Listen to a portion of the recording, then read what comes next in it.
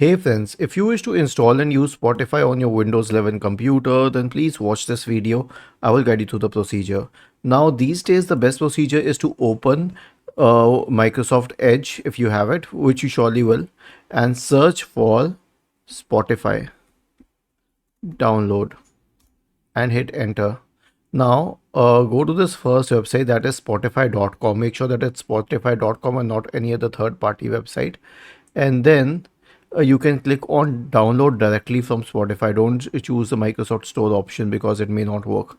Click on open and then it will start installing Spotify on your system, the Spotify installer.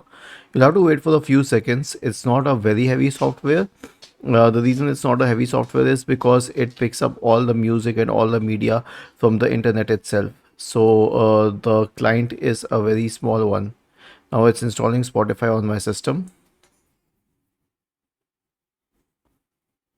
And now I can log in.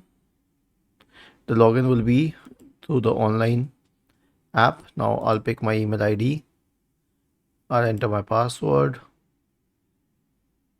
And since I use two-factor authentication and so should you will get a notification on your phone. And once you get the notification on your phone, you will have to give access by clicking on yes, it's me. And once you give access, it will start redirecting. Click on continue. And once you click on continue, you will be able to log into Spotify. It will need us a few seconds. As you can see, it is still rotating here, which means it is downloading. So this is how we use Spotify. If you have any queries, then please let us know in the comment section of this video.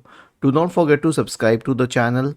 Thank you for watching this video and have a nice day.